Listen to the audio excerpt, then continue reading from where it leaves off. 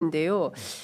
어떻게 해야 됩니까, 선생님? 지금 사실은 약간 외통수에 걸린 느낌입니다. 네. 그러니까 그 조희대 대법원장이 사실은 누가 보더라도 직위원 판사 진행하는 게 이상하고 구속 취소 결정을 할 때 이 윤석열 내란 수계만 시간으로 계산해서 풀어주고 나머지는 싹 다 그런 일이 없잖아요. 이 자체만으로도 너무 납득할 수 없는 거고요. 두 번째는 본인의 비위 사실도 있어요. 룸사롱 접대를 뭐 300만 원씩 받았는데도 이 재판을 계속 업무 배제를 너무 당연히 해야 되는데 그것도 하지 않는다. 근데 이제 우리를 믿어달라, 사법부를 믿어달라, 그리고 기다려달라 이런 얘기만 되풀이 반복하고 있는 겁니다. 그렇기 때문에 국회 차원에서는 언제까지 기다리냐.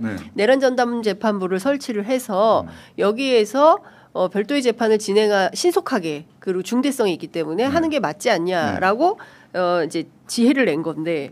지금 약간 외통수에 걸린 느낌이 들어가지고요. 뭐 제도적으로는 전담 재판부를 만드는 것이 저는 뭐 헌법적으로 아무런 문제가 없다고 생각합니다. 위헌일리는 없다. 위헌일 수는 없는 것이고요. 그러니까 뭐 사법권은 법원에 속한다라고 한 그 규정을 가지고 자꾸 이야기를 하는데요. 그 사법권을 뭐 실질적인 의미로 해석을 하든 형식적 의미로 해석을 하든 한마디로 말하자면 실질적인 의미는 사법권은 바로 재판을 의미한다고 보면 됩니다. 재판은 법원에서 한다.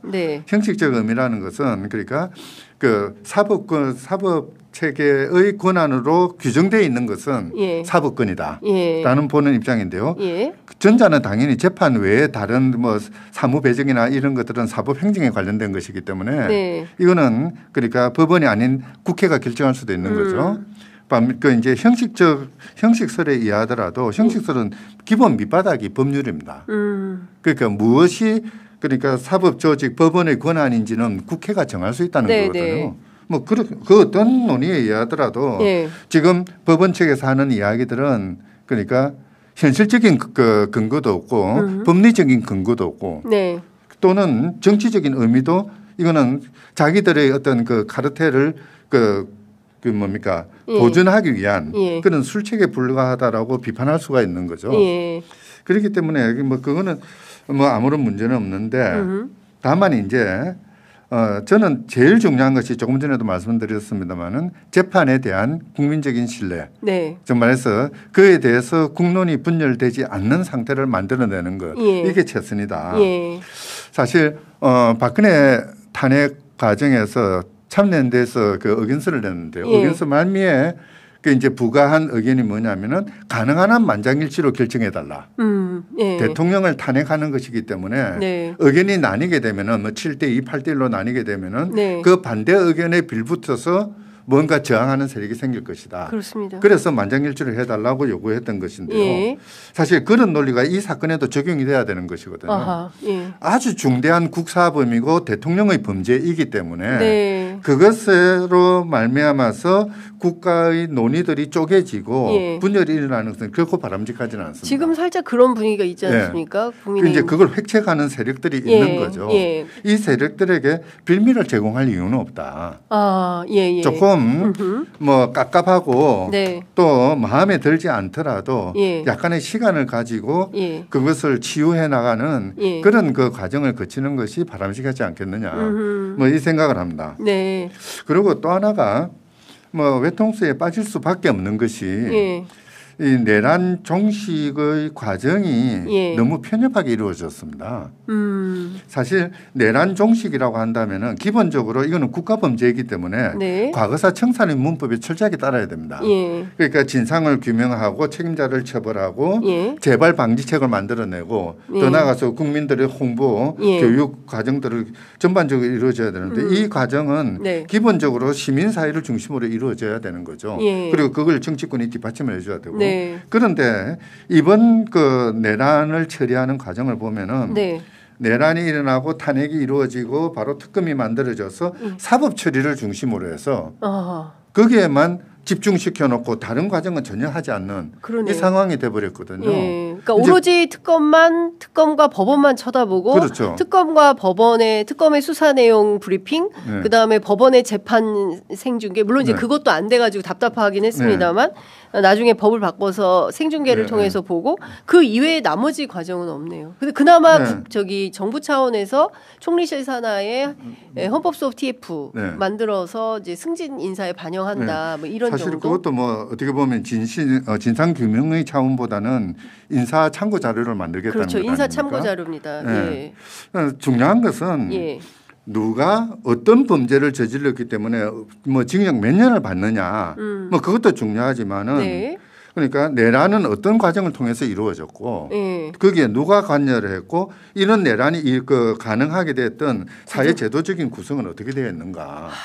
왜 어떤 세력들이 이 내란을 지지하고 있고 어떤 세력들은 반대하고 있는지 이런 것들을 규명하는 작업들이죠. 그게 제일 중요한 것 같습니다. 우리 사회에 다시는 이런 일이 없도록 하기 위해서는요. 사실 내란은 12월 3일 비상계엄이 선포되고 그 다음 날 해제되고 여기서 그치는 게 아니거든요. 그렇습니다. 그 이후에 뭐 예를 들자면은 조이대의 뭡니까 이재명 그때 파기환송 사건. 뭐 이런 것들도 큰 틀에서는 일종의 내란의 한 부분이라고 할 수도 있는 거죠. 조이대가 내란에 가담한 증거로 볼 수밖에 없는. 가담한 증거라고 뭐 거기서 조금 더 나아가서 사회적인 또는 정치적인 맥락 속에서는 내란의 한 부분으로 다룰 수 있는 부분이거든요. 내란의 한 부분으로 조이대의 파기환송을 다뤄야 된다. 그렇죠. 이제 그랬을 때 이 조이대라는 사람은 왜 그런 식의 무리함을 했을까? 또 이것을 뒷받침하는 다른 세력들은 없었는지 이런 것들이 제대로 규명돼야 되는 거죠. 하나도 규명된 게 없습니다, 선생님. 그것들을 규명하기 위해서 그동안 시민사회에서는 그 내란 종식 특별법을 만들자. 내란 종식 특별법. 그래서 진화위와 같은 그런 구조를 가지는 어떤 범사회적인 위원회가 구성이 되고 여기에서 진실 규명하고 책임 소재들을 밝히고 그래서 책임도 사법적인 형벌을 중심으로 하는 책임도 있을 것이고 행정적인 책임도 있을 것이고 정치적 책임도 있을 겁니다. 또는 뭐 어떻게 보면 역사적인 책임도 있을 수도 있겠죠. 이런 것들을 일일이 밝혀내자. 그리고 이것들을 가능하게 한 제도적인 문제점들을 찾아내서 바꿔내자. 예를 들어서 법원이 저렇게 엉터리로 움직일 수 있도록 하는 것은 뭐 이제 법원 행정처라는 그런 막강한 조직 때문이다.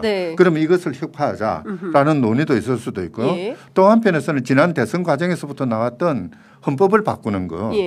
그래서 국민들이 국가 대통령이 무도한 행위를 했을 때 사실 어떻게 보면 국민들은 온몸으로 저항하는 것 외에는 헌법적으로 할 수 있는 일이 전혀 아무것도 없습니다. 없습니다. 그랬을 때 국민들에게 권력을 주자. 헌법을 바꿔서 뭐 국민 발안이라든지 국민 소환이라든지 뭐 경우에 따라서는 시민의회 같은 그런 논의의 과정들을 만들어 두는 거. 그래서 국민들이 헌법적으로 뭔가 말을 할 수 있는 기회를 부여하는 거.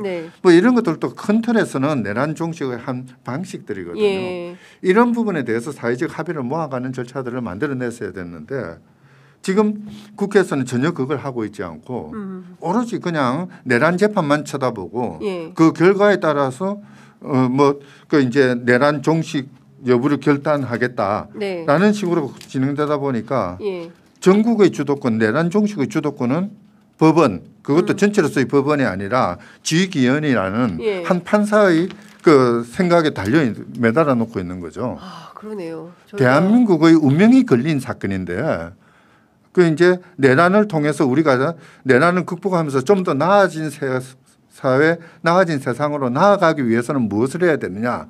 이 고민을 할 시간에 모든 국민들이 지기현의 입만 쳐다보고 있는 이 상황을 만들어 놓고 있는 거죠. 아, 그렇습니다. 그러다 보니까 외통수로 들어갈 수밖에 없는 거죠. 역시 선생님 말씀을 들으니까 이게 죽비를 한 대 맞은 것 같은 이게 머리가 환해지는데요.